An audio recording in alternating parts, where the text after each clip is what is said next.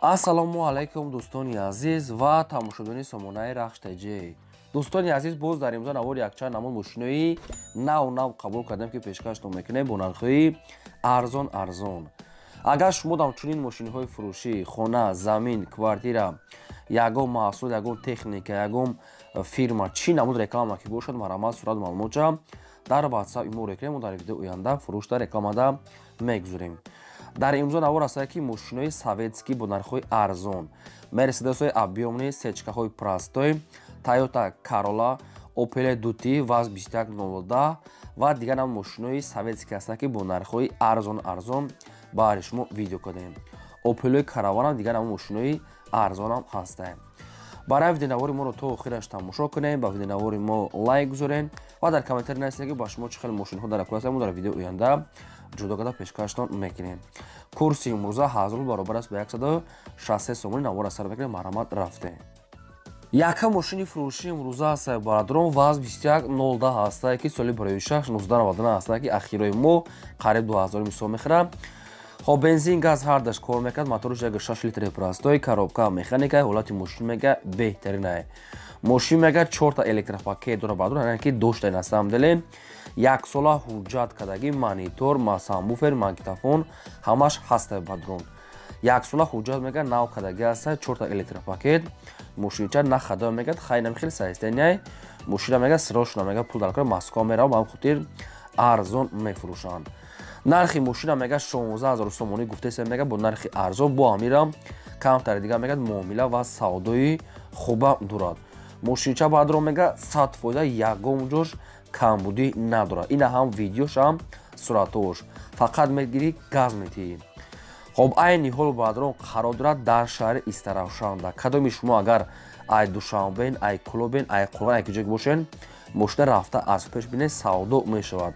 Мошин мега хела дасти як одам да мегад, мошинча кага маладёжния мега соҳибшон, яъне ки беҳтарин да. Главни ҳами 4 электропакети мошинча худаш зур аст.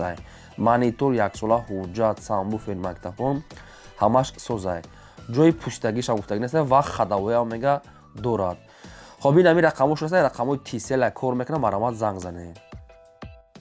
Мегзарем ба дии мошини фурӯшӣ. Дии мошини фурӯшӣ ҳастад барадрон ки Opel Vectra B ҳастад ки Opel Duty соли бароишаш 1997 ҳастад ки бензин газ ҳардаш кор мекунад.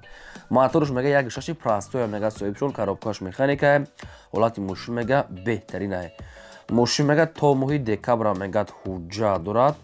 Хоб яъне ки 5 моҳи дига хай дига мешавад. Хоб балон мега 90% ҳастад, хадавои кадагӣ. Хоб мошин бадон раднои краскаи салон тоза, хеле ки даст як одам нагаштага. Мошин мега хеле корои ваъдби бисёр гаштагӣ нест, яъне ки такси хеле чишо истода бурдагӣ нест. Мошинча мега нахадо ҳами қасол мега ҳами соҳибаш ҳай кадесем, яъне ки ғам наметиҳад мошин 100%. Хоб айни ҳол қарор дорад дар ноҳияи Рудаки Ленинский районда ва нархша гуфтаесам 27 бо кадоме ки мегирад муомила ва савдо дорад. Дӯстони азиз, вариантҳои алишам ҳастанд. Ягон Opel Sedan, Opel хетчбек боша мега алиш мекунем. Агар мошини шумо бо зуртар, бо қиматтар боша мегад, яъне болоиш пул метиҳад. Агар ки хетчбектон агар созтар боша ки Sedanтон болои шумо да сум метиҳанд. Омада мошини ира бинем, вай мошини шуморо мебинад, яъне ки вайша маслиҳат мекунем. Инами рақамош аст, рақамҳои Россия позитсияни кор мекунад ва имо WhatsApp чунам дар ҳамин номер пайвастаем 24 соат кор мекунад. ҳолати мошин мега нахада дар хона мегад хоб астаем, омада бинед арзон мешавад ва алиши чӣ хеле гуфтам ба Sedan ё ки хетчбек болоиш пул, инаш бо маслиҳат кардӣ. Марҳамат дигар маълумотҳои пурра ва айниқша тариқи телефон аз соҳибашони худатон гирем. Дӯстони азиз, чӣ намуд рекламаи мошин, хона, замин, квартира чизе ки дошта бошен, марҳамат модро роя кунем, мо дар видеои оянда фурӯшда мегузорем. Мегзарем ба сеюм мошини фурӯшӣ. Мошини фурӯшии навбатӣ ҳастад барадрон Mercedes-ои Benz C-класс ҳастад ки сечка объёмни кадагӣ, соли бароишаш 1995 ҳастад ки бензин газ ҳардаш кор мекунад. Мотораш мега 1.8 литри экономни, коробкаш механика, мошин мега дар ҳолати хуби техникӣ қарор дорад. Як сола ҳуҷҷат, тонировка, 4 та балон мега нав, моторсоз, масла ҳамаш алиш кадагӣ, мошин мега хай расходоша кадагӣ ҳастад, расход надорад. Электропакет, раднои краска сиёҳ. меки фақат илтимос мегӯяд одамони харидорои аниқ боша, беҳуда мегӯяд нороҳат накунад, чунки ба телефон мегӯяд бисёр гап зада наметавонем. мошин ба ҳадрон айни ҳол дар шаҳри ҳисоре ва нархша 45 та хай бо дар назди капоти мошин ягон чи муомила мекунанд ки чӣ хеле гуфтам ба маълумоти соҳибшон фақат барои одамони харидор 45 та камтар муомила мешавад, бисёри бад не камтар. ин ҳамин рақамҳо аст мегафон кор мекунад ба кадоми шумо ки сумтон ки наличӣ боша, агар ҳам мошина успед карда рафта аз пеш бинед ва савдо кунед. мошин дар шаҳри ҳисор 45 та рақамҳошон мегафон марамат. дӯстони азиз, илтимос ки лайкотон назанед дариқ надорем ва навора подписааш кунед. мегзарем ба чорум мошини фурӯшӣ. мошини фурӯшии навбатӣ ҳастаи баъдрон Daewoo Matiz ҳастае ки соли 2006 1998 ҳастае ки бензин газ зардаш кор мекунад. авио мотори 0.8 литраи коробка механикае. мошин мега дар ҳолати хуби техникӣ қарор дорад. мошин мега ҳамаҷош 100% меравад. фақат камбудиш ҳамин ки ҳамин кам-кам сарапинаи краска дорад, як краска талаба. баъзе краскаҳо ҷош яъне уже безеб шуда гаста баъдрон агар як краска ки немега соҳибош бо зури бад мешавад. кадоме ки нахоҳад намекунад ҳамин хел газмета мегардад. нархи мошина мега 13000 сомонӣ гуфтесем, бо арзонтарам мешавад ва мошин мега дар душанбеи пойтахта қарор дорад. раднои краска ҳамин хеле фақат камбудиш краскае. дигар ҳама салон палон балон ҳамаш ҳолати кори дастае. хай кадометон ки мехарем бо дигар маълумотша аз соҳибашон гирем. мегзарем ба панҷум мошини фурӯшӣ. мошини фурӯшӣ ҳастаи баъдрон ваз 2109 ҳастае ки мошинои советский молодёжен чӣ хеле ки дар комментария шумо хоҳиш кардед. хоб соли 2006-2001 солае ки бензин газ ҳардаш кор мекунад. моторш экономни простой 1.5 литраи коробка механикаи. мошин мега дар ҳолати хуби техникӣ қарор дорад. мошин мега документоша дора мега соҳибшон не ки нагуфтиянд чанқа. мошин наха документ дорад. хоб ба қариб мегад билет дорем мега дар Россия мерем ба хотири мошина фурӯхтесем. хоб мошин айни ҳол мега дар шаҳри Ваҳдат қарор дорад ва фурӯхта мешавад бо нархи 7500 сомонӣ баъдрон ки хайна бо рақамошо нависида аст, дигар маълумотша мегирем. арзон намешавад мега соҳибош нархи ахиронша. хай кадометон ки мехарен бо мумкин айпеш капот ягон сум мумкин муомила кунам. ба телефон мегад хай савдо накунед, омада аз пеш бинед, мумкин хай ягон сум бо муомила кунам. срочно мега мазкур рафтам ба хотири фурӯшам. 4 балони 80%, 4 диска, ҳуҷҷат, салон тоза, мошинчаи нахаду. дигар маълумотои аниқ ва пурраш тариқи телефон. дӯстони азиз, кадом маркаи мошине ки ба шумо ки лозима барои харидан дар комментария нависед, ҷудо карда пешкаштон мекунем.